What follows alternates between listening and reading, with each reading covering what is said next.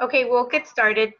Again, I just want to let everybody know that this discussion is going to be recorded so that we can make it available to those who cannot join us today. Give me a sec. I'm going to try to keep up with the questions if you enter them in the chat, but it is my preference that you unmute your line and ask a question so that we can address it. We're also going to have time for question and answer at the end of this discussion, but if you want to ask a question during, that's fine with me. So first, thank you everybody. I apologize for the short notice. We are getting information on a daily basis, and we're trying to modify and amend these guidelines as we go. So thank you for joining us.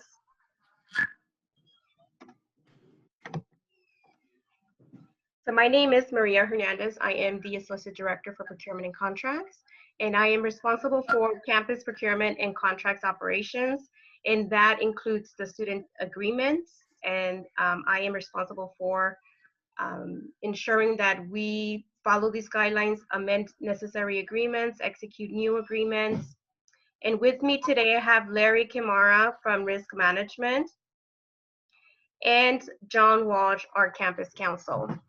And the reason that we got together to have this discussion is, so that we can provide you hopefully immediate answers, and we can finalize this document as soon as possible, so that we can start to amend some of these agreements and execute some of the new agreements. And again, if you have questions during this, please just unmute your line and ask. So this is our agenda for today. We're going to be going over why these guidelines were created. We're going to be discussing implementing CO guidance. We want to obtain your feedback, and we will provide time for questions and answers. We are going to go over the students' options during COVID-19 to complete their training. I'm going to let Larry kind of jump in COVID-19 training. We'll go over the students' responsibilities to sign the risk acknowledgement, and we'll go over the liability waiver. We will also discuss the program directors or their designees, the responsibilities in ensuring that they're not just vetting the sites, but that they're having discussions with the facilities before the students are placed on the capacity for the facility to fulfill some of the learning objectives, and that they're meeting the safety precautions. And then we'll talk about the student placement amendment request process and the new agreement request process.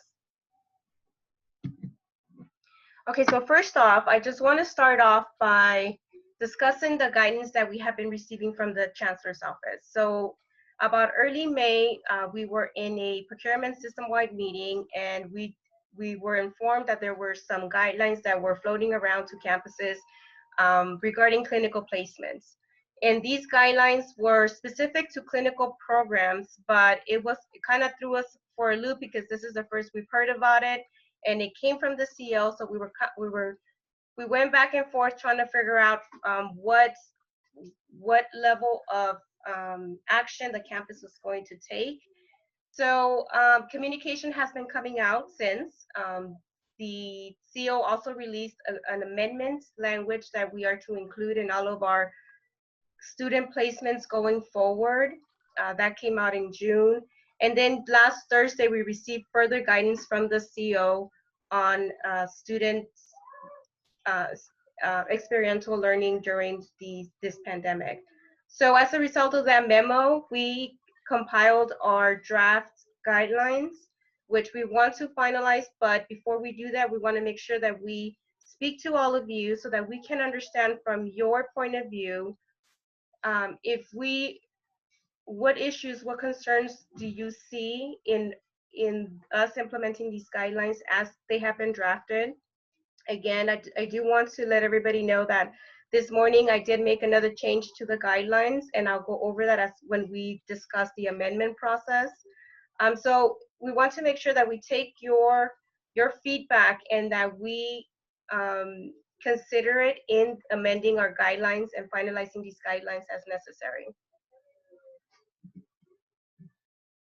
So the students are provided options during COVID-19. They have the option of delaying their training during COVID-19 pandemic. They have the option to be placed in a remote virtual placement if possible. And they have the option to be on site at the facility. I do want to let everybody know that these guidelines were specifically developed for those students that select to be on site at a facility. We understand that there is risk for the students to be on site, and that they have to understand that they have the choice to say, yes, I want to do this, or no, I don't want to do this. And they do not have to tell us, they don't have to provide justification to us, to the program directors, or to the university as to their selection. If the student has not yet begun the course that includes clinical placement or placements, they can defer their, give me a second, I can't see my screen.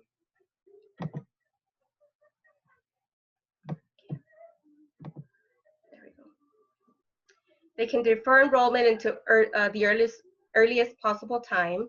If a student has begun the course that includes placement and is unable to complete the academic term, the student should receive a grade of incomplete and be able to continue their coursework at the earliest possible time during the next academic term.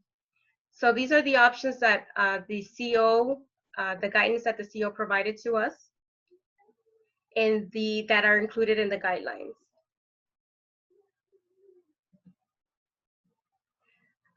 So as part of the students' placement, their choice to be on site at the facilities, they do have to complete COVID-19 training. It is going to be our office, procurement and contracts, our tactic, our negotiation tactic to put this responsibility on the facility. If the facility is unable to provide this training, then the university will provide training. Larry, would you mind please jumping in and discussing training for a bit? Yeah, sure. So the way we're going to do training is as follows. And the rationale for this is primarily because we don't have a vehicle for student training currently. Most of you may know of CSU Learn, the application where you go and take assigned training such as sexual harassment, conflict of interest, and so on and so forth. We don't have a parallel vehicle for student training. So the way we're going to do this is we're going to post a recorded training on a website, and then we're going to direct the students to that particular location. They go through the training themselves, self-guided, and then they sign an acknowledgement basically attesting to the fact that they have taken the training. And that will satisfy the training requirement prior to placement at the facility. That will only be for facilities that are not providing their own COVID-19 training. If the facility is providing COVID-19 training, then we're not going to have a parallel training. We'll take that training that facility is providing as satisfaction that the student is adequately trained to work at that facility. Any questions, training? Hi. Hi. Go ahead, Lisa. Okay, thank you. So the amendment, the video, where would we get the link to it, and who kind of administers it? Who tracks the thing that they sign? Will that be us? Will it be given to us? What's the logistics and the process like, please? Sure. So the documentation will be updated. And by documentation, I mean this procedure will be updated once the training is complete and posted. The training will be posted at the Environmental Health and Safety website, and that link will be shared again in the document. So the student will be told to go to that location and take the training. And I'm not sure what we're going to give to the students. I think Maria may cover that in a different section. But once a student completes the training, same thing as far as the amendment will be available to them at that same website. So all they have to do is sign it and then submit it to, I think we haven't figured out where it could go, but it's going to make its way back to risk management. So whatever is easier for the student, we'll see if it's the program, the college, or directly to risk management. So TBD on that one. But those acknowledgements will eventually come back to my department. Larry, what I was going to comment on this, Ron Norby from nursing. Our students are perhaps a bit different than some of the others that are out there. However, it does apply to other students that would be in the College of Health and Human Services and Nursing. Our students are already practicing registered nurses. Most of them are working in hospital environments. They have all had COVID-19 training already. And as new science comes out on the disease, they are being provided up-to-date information in their training sessions, et cetera. If we move forward with asking now facilities via contract amendment to provide training for them, I'm very concerned that we will be losing a lot of those. A couple of the other CSUs early on did a kind of a jump start on the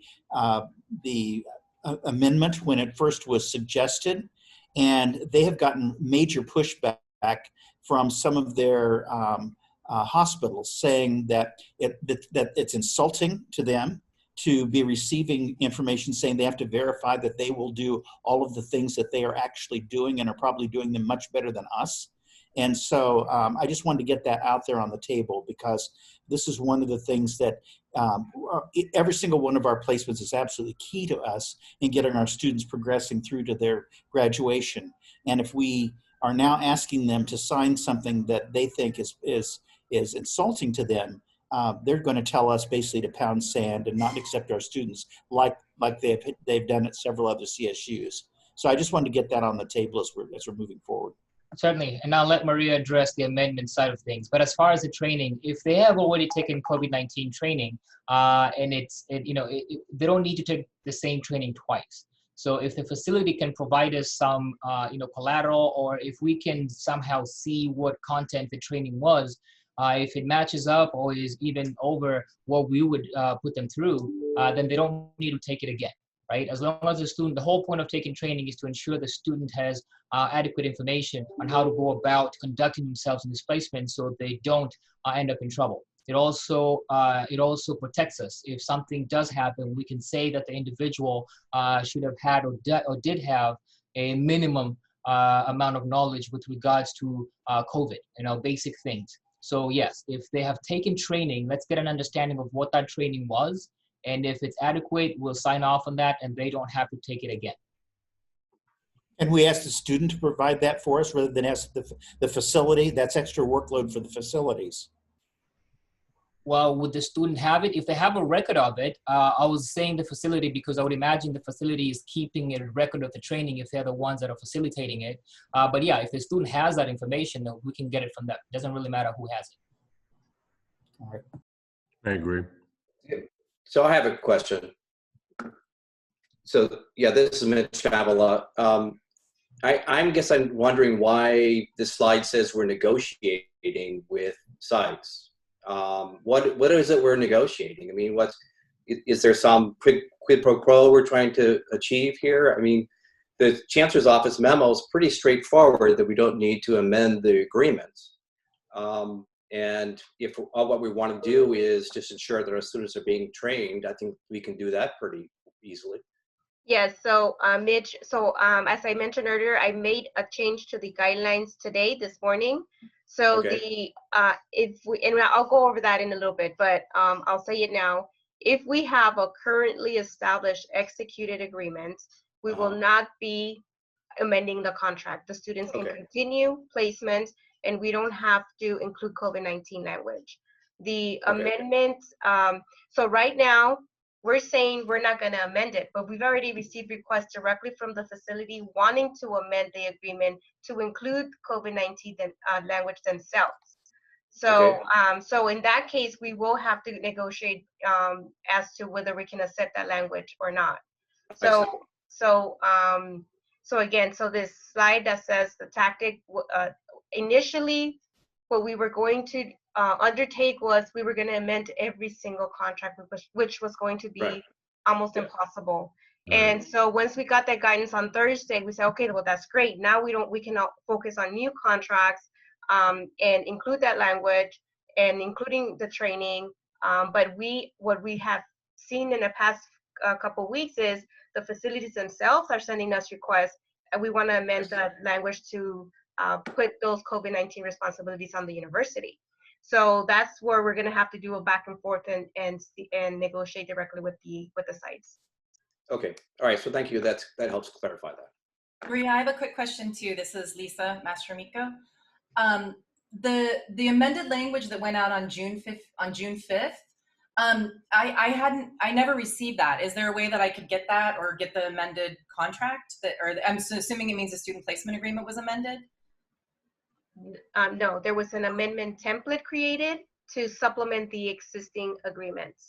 So like I said, we modified this on Thursday, Friday. So the guidelines that went out, or maybe you have seen a draft of them, we're going to finalize them. So that's going to change. So, so again, if we have an existing already established contract, no amendment needed. If it's a new agreement, then we will include the language that, I don't know if you saw the PDF in the invitation. There's amendment language in that packet. So there is a paragraph that the Chancellor's Office is asking us to include in our amendments.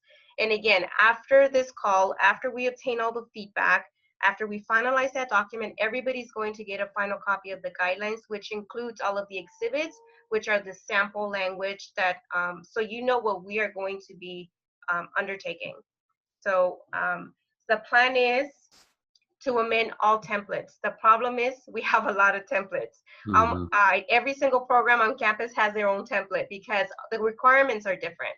So we're going to have to make things easier we're going to have to amend those templates so that we can go back to the way we used to do things, and the programs can send those agreements directly to the site, and you get them signed back and you upload them in OCS, and then we move forward. And just to be clear, you're talking about the student placement agreement, right? Yes. Right. Okay, thank you.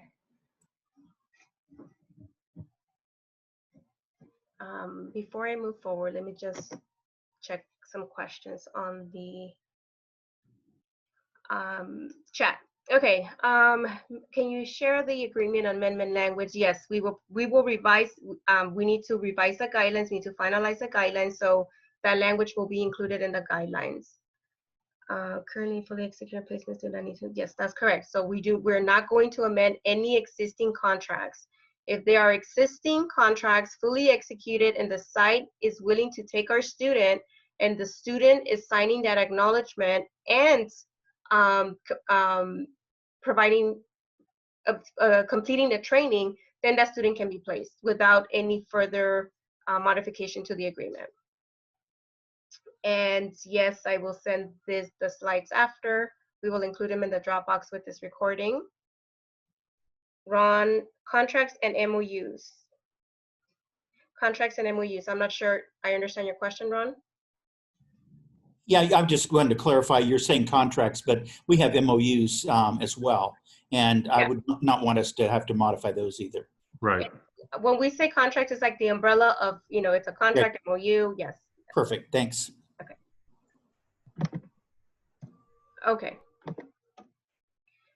So let's discuss the risk acknowledgement and the liability waiver. I just want to make it very clear that the student liability waiver is not being required. What we are requiring is the students sign the acknowledgement that that they understand the risk of being on site at a facility and potentially can be exposed to COVID-19. So again, we are requiring the student to sign the acknowledgement, and the acknowledgement was revised this morning to include the training component. So they're, in addition to signing their understanding of, putting themselves in that potential situation, they're going to be also signing that they completed the training. So again, the waiver is not required. We are including it as part of the package, but we're not we're not requiring the students to sign it before they can continue the placement. If those students do sign the waivers are going to be maintained by the program directors and or designees, and a copy of that waiver along with the acknowledgement will be sent to Larry in risk management.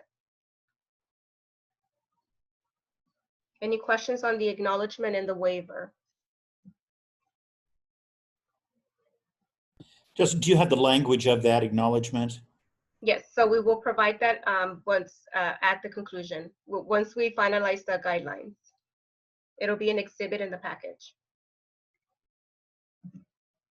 Okay, so here is where we have some guidance from the Chancellor's Office. And so most programs, if not all, already are doing some type of vetting before sending the students to the site. So in early May, the parameters that were released by the Chancellor's Office that focused strictly on clinical programs was that we want to make sure that the program directors and or designees conduct some type of due diligence to communicate with the facility to ensure that the facility can provide proper supervision during COVID-19 times, and that they can evaluate the learning objectives and the continued progression of those students' learning objectives. So we don't have any guidance to you, the program directors or designees, on how this is going to happen. Whether you make a phone call, whether you communicate via email, all we want to include in the guidelines is that, you know, we want you to have some type of discussion with the facility that they will provide proper supervision, that they can evaluate the objectives, but also that on the other side of the screen here, that they are able to adhere to the safety precautions. So that, again, the discussion can be informal, it can be on the phone, it can be over email. We just want to make sure that they're adhering to CDC guidelines, that if our students are going to be on site, that they will be provided PPE, that they are going to be, that they have measures in place to prevent, reduce infection, that they will be following CDC guidelines regarding physical distancing,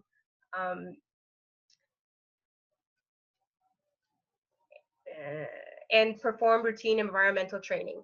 So this is the responsibility that we are including in the guidelines for the program directors and or designees. And I know that the programs currently have a process to vet the sites.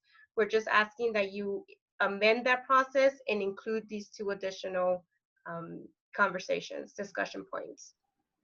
Maria, I have a quick question. Sorry. Under the facility safety precautions, the first one says PPE in accordance with Cal OSHA interim guidance on COVID-19 for healthcare facilities.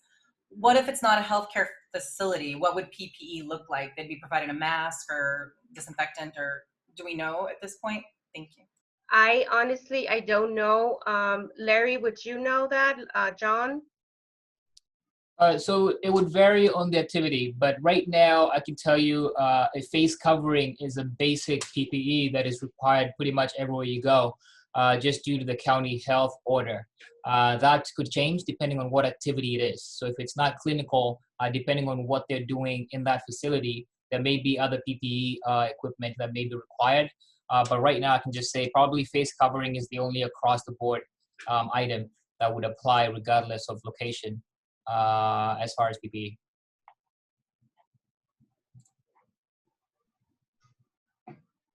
And the guidance does say, to the extent practical. We understand that sometimes there might be, we have hundreds of agreements, so I'm assuming there's, a ton of placements. So there's some flexibility here. So when I read to the extent practical, I mean, we're going to do it to the extent that, probably our resources can sustain. So so again, this is just included as guidance for the program directors. How you do it, you have flexibility. Okay, so now the amendments. As I mentioned, we are currently amending the guidelines to make it very clear. So if you already read the PDF that was included in the invitation to this meeting, it has a big section on amending an existing contract. That's going to go away. That section is going to reduce to 1 or 2 sentences that clearly states that if the contract is currently signed and active and signed by both parties, we do not need to amend the agreement to include COVID-19 language. So as long as the students sign the acknowledgement and complete the training or provide proof of training, they can be placed at the site. If a facility sends us a request to amend an existing agreement, my plan is to propose our amendment language that the CO has already approved and that we have worked with council to get that language approved. And then we're going to negotiate from there. You know, so I anticipate there might be a little bit of a back and forth because they want us to take full responsibility, you know, in the event that something happens with our students related to COVID-19. So we're going to, you know, we're going to go round and round, and we're going to try to place responsibility on each other. So then it depends on, you know, what language you're proposing, and I'll work with council on that. So I just want to let you know that that is our intent. So no amendments will be required, but if they do want to send us their own amendment, we will start with presenting them with our amendment first. Any questions on that? Maria, this is Sharon in social work. Sharon Chalero. Hi. Hi. I have a quick question, 2 quick questions, and that is, suppose a student is doing a 100% remote virtual placement, would they need to sign the acknowledgement of risk? John, to my knowledge, I don't think so, right? Because we're strictly, the acknowledgement is that the student is acknowledging they understand the risk of being on the facility and their potential risk to being exposed to COVID. Yeah, So, it's the physical environment. If they are physically placed in a clinical setting, that's the issue. If they are virtual, they're in their home, that's fine. Okay. And my second question is, if you have an agreement that is, say it's currently existing, it's fine, but it's going to expire, you know, in the middle of this academic term, then I would think they would need the new amendment or the new agreement, correct? the easiest route is to amend it. So we would amend it to extend the term and then include the COVID language. Okay. And that amendment that I think you said that it's a 1-pager or it's 2 sentences, but it's coming to us. I didn't get this particular invitation, so I didn't see the attachment that came with this invitation. Okay. But I just want to be clear on what that is exactly. Okay, that's fine. I will send it. So as we made some changes this morning, so let me finalize it after. I want to give everyone on this call or everybody who was not able to join us an opportunity to provide feedback before we finalize the package, and then that will be sent to everyone. Got it. Thank you. Maria, let me clarify, if I could, please, something you just said. I thought that all existing contracts would not have to have that amendment. And I interpreted that, and when reading the guidance from CO, to mean that if we had a contract renewal, we would not have to include that amendment in the contract renewal. John, did it say renewals? I'm not sure if it specifically. A renewal is a new contract. Yeah, I think the intention is if there is an agreement in place, we're not going to interfere with that process. We're going to get the students placed. Oh, but if and when we have to renew or extend to another contracting agency, then we should have that language with it. So it's sort of a grandfathering in on a rolling basis, but that shouldn't stop the work that's going to be getting done this fall. Okay, the reason I ask is that almost all of our contracts have a 1-year renewal in them, so they will all be coming up for renewal. And I was interpreting, and as I was talking with the nurse directors group, they had interpreted that as meaning that if we had just a renewal of an Yeah. existing contract, that it would not include the agreement. Okay. Okay, I just reviewed the guidance again, and it says current and fully executed placement agreements do not need to be modified. New and renewing agreements will need to be modified to include COVID-19. Okay, why don't we talk offline about how we're going to handle those, if that's okay, Ron? Yeah, that's going to provide us some real issues Okay. with losing all kinds of places, I think. Okay.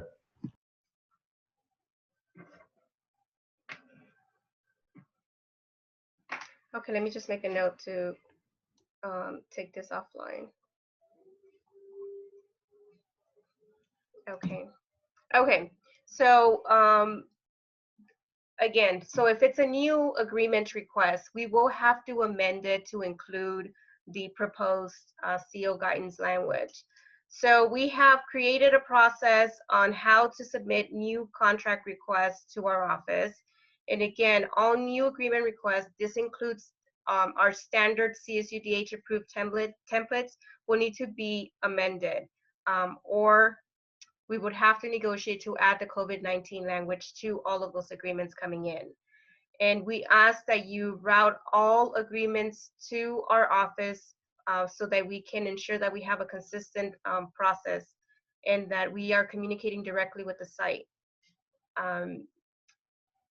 Students should not begin their placements before the agreement is approved and signed by both parties and the acknowledgement is signed.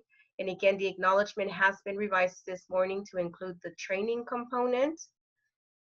We are asking programs to check our online contract solutions first to ensure that the contract is not already in place before you submit another request so that we avoid duplication. So programs are advised, actually encouraged to find virtual remote placements for their students. So if that is possible, that is the way that programs need to be moving forward. But if it's not and you need to establish a new contract request, please verify the system before in our office will also do that, but so that we don't have duplicate requests. Most of us are working remotely, so if you're having issues accessing OCS, our online contract solutions, we will accept an email request, and the guidelines include the necessary information to include in your email request so that we can process your agreement. So just to give you a quick overview of what that new agreement process looks like, we're asking departments to check OCS to avoid duplication. You will enter your request in OCS. Once your request is entered in our system, it gets assigned to one of my buyers. Once that assignment happens, the system will automatically send you a notification that the buyer has been assigned to your request, and it will give you a request number.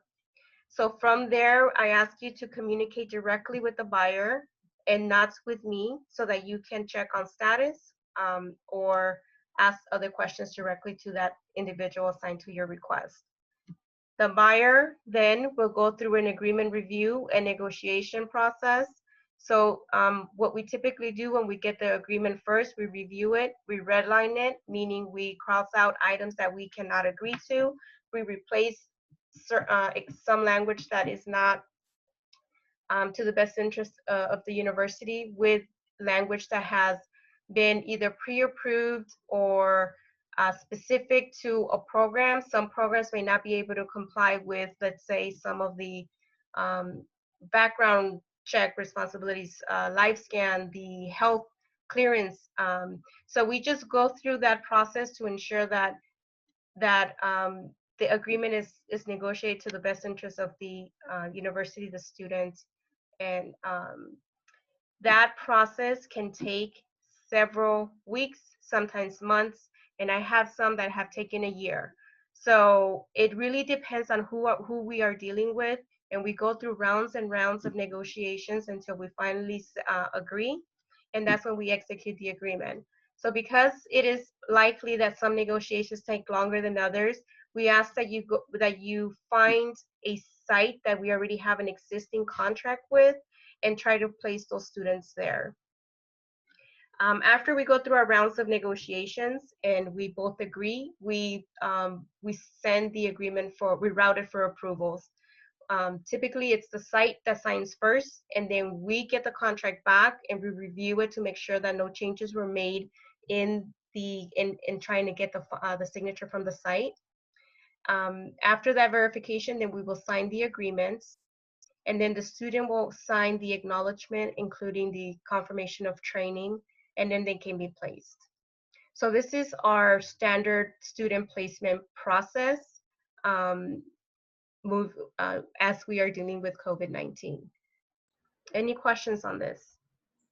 I have a question, or more of a comment, really. Fortunately, most of the student placement agreements, it is possible that the organization might just sign it. I mean, I've been lucky that I haven't had to go through the negotiations much. So I would expect that a lot of placements, especially if it's a renewal, would just sign the agreement as is. And then that whole middle process that can take some time is skipped. The second thing I wanted to note is the student signs the acknowledgement. That's the acknowledgement that they've watched the training, the COVID training, or the acknowledge, because if they're not going to the site, because the words like the names acknowledgement and waiver kind of being interchanged, I just want to make sure I'm totally clear on what they need to do. If they're not physically going into the site and it's remote, what acknowledgement are they signing? Is it that they've watched the video? Do they need to do that if it's fully remote? Okay. Yeah. So first on your, so this only applies to students that are going to be physically at the site. So we're not, if it's going to be virtual or remote, we wouldn't bother with the COVID-19 language. The waiver is acknowledging that they understand the risk of entering an environment where they might be potentially exposed to COVID-19. On that same acknowledgement, there is a section that was added so that they can acknowledge that they have completed the training that either the facility provider or that we will be providing. So Larry and I will work on that final acknowledgement, but that's the acknowledgement. The student liability waiver is a separate document, and that is basically their understanding that they know that they're going to enter into an environment where they might be potentially exposed to COVID-19, and they're releasing their liability. They're essentially saying, we promise not to sue you. That document is not being required, so they don't have to sign one. So if they sign the acknowledgement, that doesn't mean they have to sign the waiver. The waiver is not mandatory. Okay, what about a new placement that's fully remote? Which student placement agreement would they sign? The standard one, the one that we have been working with, yes. Okay. Oh, lastly, I just want to let folks know that the process to get signed up to access the OCS system from off campus takes some time, and it's a little tricky. So I encourage people to do that soon, because it took me quite a while and a lot of calls to IT to get set up on it. So that's just a note for everybody. And we have created an email address specifically for a student placement request. It's studentplacements@csudh.edu. So all requests regarding student teaching placements should be sent to that email address, so if you're having issues accessing the system, which you will not be able to access if you're not set up with VPN or remote desktop, you won't be able to access it. So if you run into those difficulties, then go ahead and send an email to that email address. The guidelines will include the information to include in that email communication, and then one of the buyers will enter that themselves into the OCS system. And the OCS system, we want to enter all requests in that system because it keeps track of who has been assigned to, and then you can communicate back and forth with the buyer, and it keeps a log of all of that communication.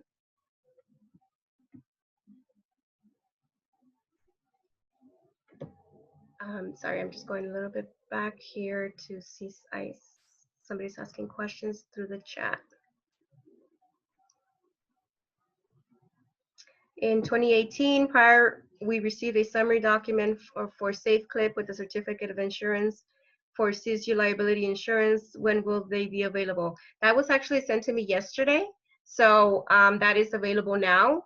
So I can make that available to the program. So let me make a note and I can send that. And by the way, if we have an existing agreement with a facility and then the insurance is, they send us a list of all of the sites that are still active, and those certificates of insurance have already been mailed out to the facilities.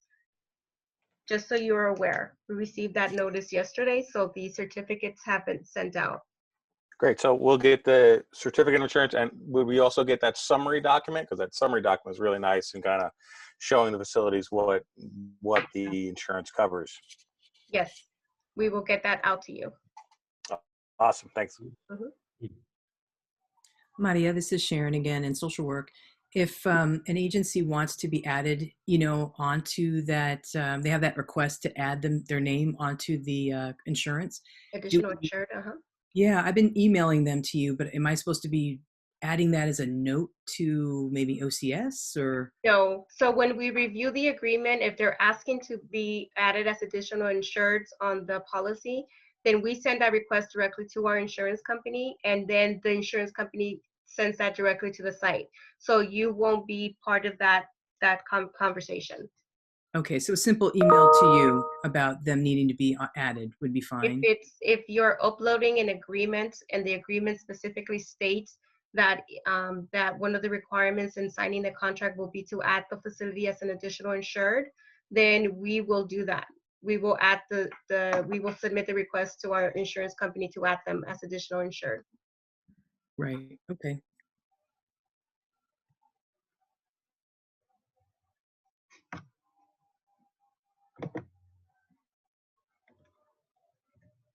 Okay,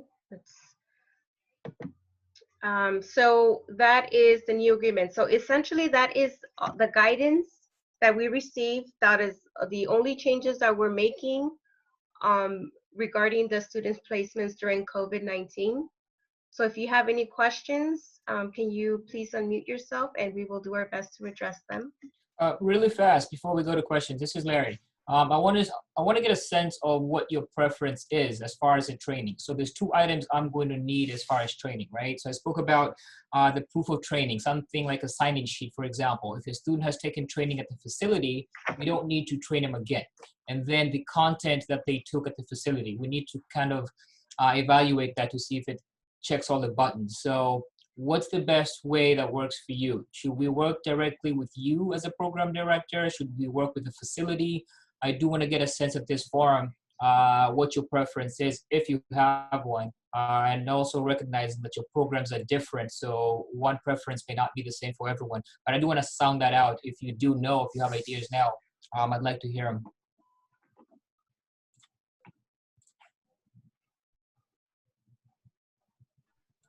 Nobody? Well, I do. If the facility has a training, then the students would, I'm assuming that they could provide some proof to us before we approve their placement that they've taken that training. If the facility doesn't offer the training, then we need them to watch the video that you're going to create and have on the website. So some kind of documentation that they could give to me and upload onto Blackboard that I could see and verify that they've taken the training would be helpful. But you were mentioning that you would work directly with the facilities. In which case would something like that happen? I was asking generally. So if the facility is the one that's actually facilitating the training, meaning they're doing the delivery, do you want us to work with them directly to get that content, or do you want us to go through you? So it's either or. I'm asking what works better for you. What do you think we should do? Larry, can't we just include that in the students' sign-off, that they attest to the fact that they have had the training? Oh, you mean just have them sign off and we don't verify? Yeah. Yeah, I don't know. And John, feel free to chime in. So if it's just a sign off without verification of either content or whether they actually took it, then we're not really, Yeah, I'd like to see some sort of representation or document from the training, I think. Yeah. Would it be, I mean, for me, my students are primarily like PR and advertising students, journalism, so they're not going into clinical placements. So for me, I mean, I feel like I want to require any of my students who are going to physically go into a site that they watch this training, even if they're trained at the site. I mean, I feel like it's not, I mean, does that seem like overkill to you? Is the training that we offer through video going to be that expensive that it would be debilitating? No. And No, that's a I- good point, because it may be easier to do that. So instead of chasing these around, we can just have everyone take our training, which is, it's not a heavy lift as far as completing it, and we don't have to worry about the labor of chasing these down. So that's Right. also another option that we can use. I definitely prefer that. This is Yeah. Sharon, social work, because our students wouldn't be able to get that COVID safety training until literally like when they're in the placement. Mm. And so the timing of it is off. If they could get that training in the summertime and have it completed, then we know we can check all that particular box off. And if they get additional training when they're in the agency or as they're doing orientation training, then that's great. I agree. That's a good point. That's a good point, Sharon. That will delay their placement if they have to wait for the facility to give them facilitate that training to them. Hmm. Yeah, this is Carla in health science. I agree. I think I'm gonna make all my students also do your online training, Larry. Okay, great. Is there any objection? Is there anyone who feels that that's not appropriate for them or maybe burdensome? Mark, just so you comment. This is Lisa from College of Ed. Will there be a certificate or something at the end that they could print out and they could turn into us so that we know that they're cleared for the training, or how will we know? So because it's posted, we don't have a way of knowing exactly that they've taken it, right? So that's why we're having them sign the acknowledgement. It's kind of an honor system. Once they sign it, they're saying that they have. Now, whether they have or not, we won't be able to verify that. I mentioned in the beginning that this is not a system, we don't have a system similar to CSU Learn that actually verifies completion. So this is them actually going to a site and going through the presentation. We have to take them at their word that they're going to do that. There's no way for us to technically verify that they've done that, unfortunately. So is there a way that they'll be able to print a copy of that acknowledgement that they've signed, and they could then turn that into the programs so that the programs know that they have done it as well? Oh yeah, I'm sorry, yes. When they send the acknowledgement in to me, they're going to be left with a copy, so they can use that with the facility. Got it, thanks. If you're able to provide the video to us, there's ways in Blackboard that we can verify that they've watched it. Like I can even make them take a quiz as they're watching it. So if that's possible versus going to your website, if just getting a copy of the video and handling it, at least for me, like I said, I could just add it onto Blackboard and then do the confirmation there. Oh, sure. Yeah, it's possible. It's going to be an MP4 file, so you can open it with any media player.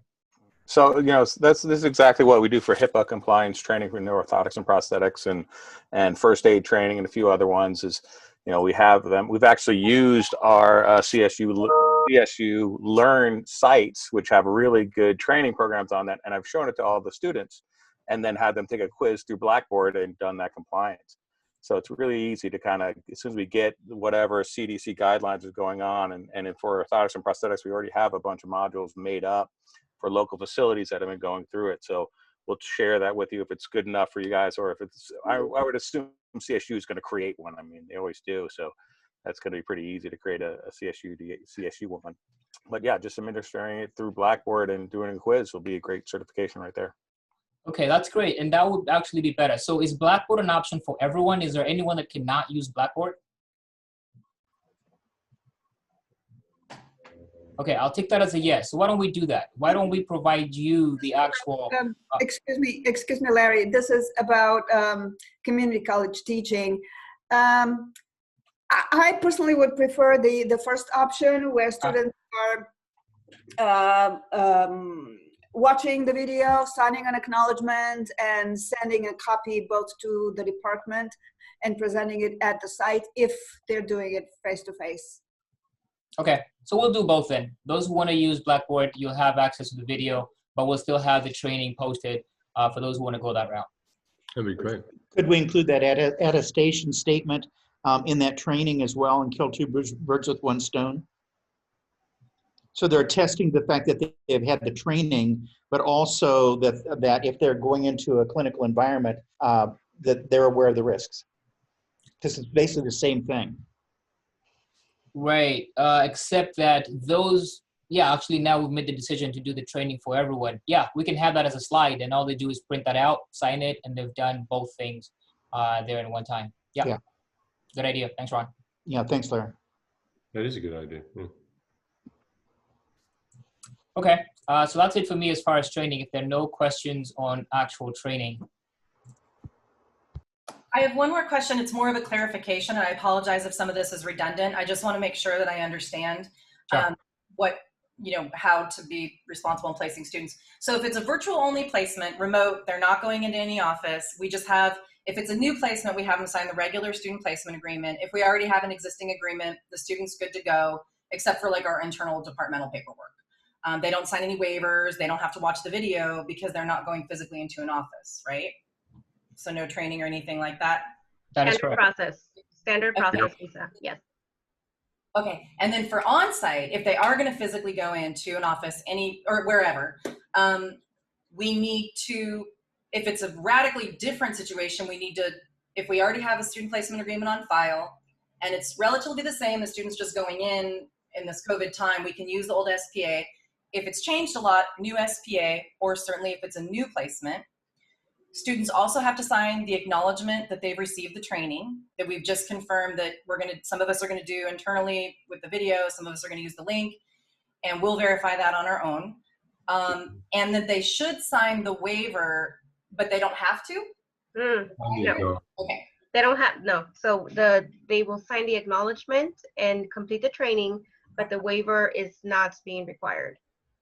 Who signs the waiver then? That's required.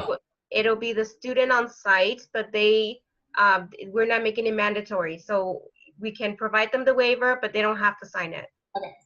Okay. Thank you.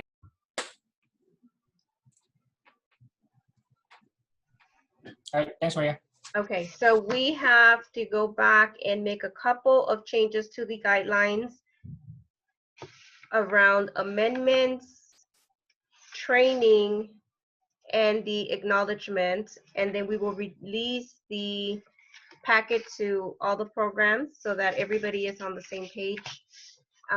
It is our plan to include the guidelines, including all of the templates, the amendment templates, the acknowledgements, the CO guidance on our website, so that there was a request during the recovery committee to include the information on our website so that your program can link to our website, and we have the information in one location as opposed to everybody having it on their own website. So once this is added to our website, you can link to it, your students to it, or your program coordinators, faculty, etc. Will you be notifying all programs that all these documents are posted? It is easier for me to continue to communicate with Ken O'Donnell, and then Ken can communicate with the directors and the deans, and then the information can be disseminated that way, because I don't have a list of all of the program coordinators, the directors, the faculty. So if you don't mind, we continue that process. I would rather continue communication through academic affairs. Okay, thank you. Maria, this is Mitch Amala. If we could possibly see the revisions, it seems to me that there's some significant revisions to the document that you distributed on Friday or Thursday. So if we could just maybe have a few hours to take a look at those, sounds like we're heading in the right direction, but before they're finalized, it might be useful to have this group just look at it one more time. Absolutely, absolutely. So Thank you. that was the intent, is we knew that we were not going to be able to finalize this document during this conversation because we're just introducing it to you. So we'll give you some time to provide your feedback, and then we'll take that into consideration in creating the final document. But we have to move kind of quickly, so we can provide maybe a day, and then we really have to get moving on these agreements. Maria, could we stay on with you and John and whoever else would like to join us to talk about the renewal right after this? Sure. We're going to take it offline, and that way people could go if they need to. I'm fine with that, John. Deborah, I just wanted to clarify that the Chancellor's office is not requiring the waiver to be signed in exchange for ensuring that the training is conducted. So that was kind of the trade-off. Right. Yes, so we are requiring the acknowledgement and the training and not the waiver.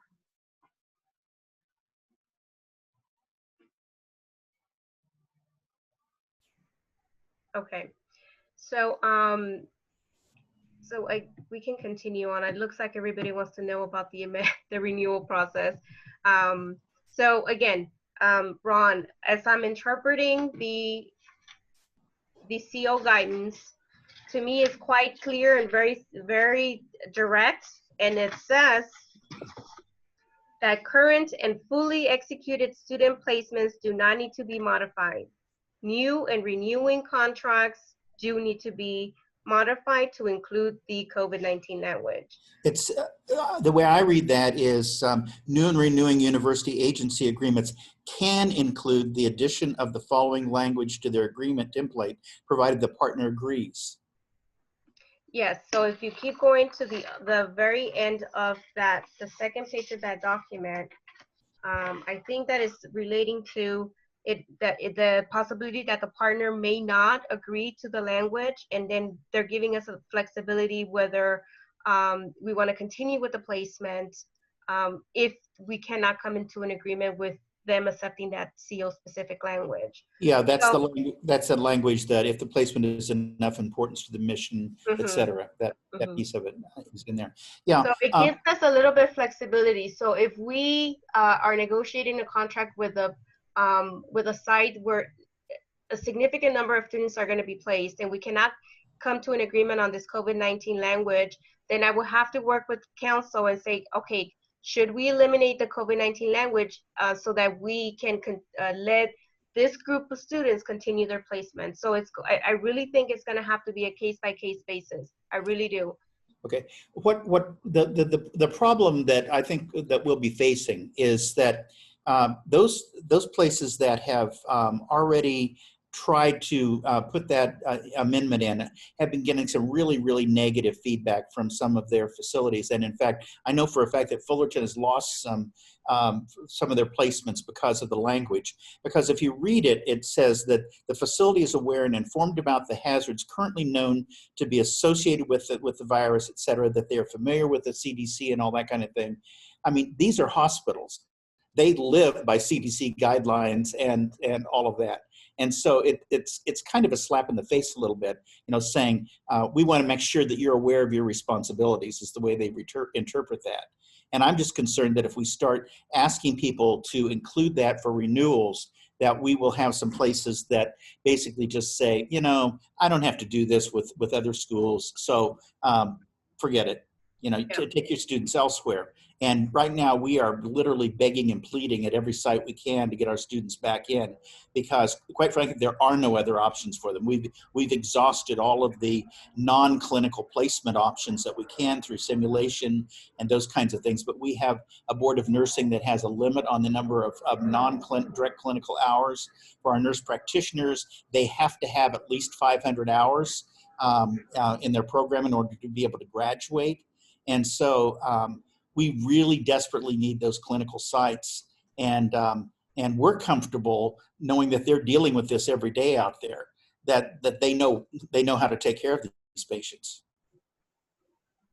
No, I agree. I have already received pushback for a couple of pretty big partners, facilities. One of them being Providence. They just flat out refused to sign it. So I really think that, at least we can make an attempt to have them sign it. And if this placement is of significant impact, then we can just agree to remove the language and continue with the placement. But that conversation will have to be made, had with council because of the risk involved, especially in the clinical placements. And you see, the way that they interpret that is, yeah, we're dealing with a communicable disease, but we deal with those things all the time. And frankly, there are a lot worse things out there that students could get than COVID-19. And we did deal with that on an ongoing basis. And so with the way that a lot of the clinical placements are looking at this is, what's the deal with COVID-19 here? We're dealing with it. You know, we're trying to maintain the state-of-the-art care that we need to. We're up to date on all the guidelines and all that kind of thing. Why would you want us now to assign something specific to COVID-19 when you don't ask us to assign things that relate to other diseases, which could be much worse for the student? Yeah, Ron, I don't find your request unreasonable. I think we should attempt to get an amendment to satisfy the letter of the memo. But if we, as Maria indicated, this is a significant placement and we've done the due diligence otherwise, we're satisfied that, and I think you're right, hospitals know what they're doing. If we're satisfied that that's the case, we can just indicate that and we can have a record to Larry and we can move forward on that. Yeah, if there would be just some way in the way it's approached, I guess, with those facilities, that this is language maybe that we would like to include. However, we understand that you know, kind of make it not a huge you know, right. sign this or else kind of thing. Right. Okay. Maria, Yeah, I think you and I can talk about that offline. Yeah. I'm just curious what the renewal process actually looks like in terms of renewing these things every year. I mean, I can't imagine that you're actually doing a lot of negotiation for these sites. It's basically just kind of, I'm sorry, Maria, that's your bailiwick. It's okay. I was wondering why can't we have a 5-year agreement with these placements and have? Because that's what I was about to say. So we have moved away from the annual renewals. Yeah. And the renewals are now 5 years. Yeah. So if they agree to use our standard template, we go 5 years. If they want to use their template, we go maximum of 3 years. With some sites, we go a maximum of 10 years, depending on the language. If it is if it is negotiated to the best interest of the university, but then I will agree to go higher than 5 years. Yeah, that would reduce a lot of heartache. Yeah, that would help a lot. Yeah. Yeah. But unfortunately, we still have a lot of those 1 years sitting out there and then some others that may be 5 years. I haven't looked at the specifics, but there's some of them that may be 5 years, but they're up for renewal right now. And that's the issue. We have a lot of sites that just refuse to do multi-year agreements, and we do every year. And but instead of negotiating a new contract, we just do a simple amendment to extend the term, so that we don't have to do the T's and C's back and forth. Boy. So it's I wish it was a general standard process, but it varies. It really does vary depending on the site. Well, this is helpful, Maria and John, if we can basically have the understanding that, you know, following the guidance that's out there, that if they will not sign it, why then we can still utilize them. But I don't think that we should jeopardize the students' ability to complete a placement. Like John said, if we do our due diligence, just we're following the guidance. We're attempting to include the language, and if ultimately we can't, and the student can't be placed anywhere else, I mean, in the end, I think myself, I would be okay with signing it. Yeah, and just to make you all aware, we are talking with these facilities as we're doing these placements in great detail. We are not placing students in, for example, the COVID-19 unit, if they have a unit specifically designed. Right. We're not putting students in those positions. But going into a hospital that has any COVID-19 patients, you take a risk, as you do if you go to the grocery store. So, yeah. Great. Thanks so much, guys. Appreciate that. Sure. Okay. All right. Thank you, everyone. We will work on finalizing the draft so that we can send it out for your feedback. And apologize for giving you a short turnaround time, but I will need that back pretty quickly. So I'll try to give you a full day to review, and then we can finalize it, post it, and distribute it. And Maria, thank you so much for what you do for us every single day. I really appreciate it.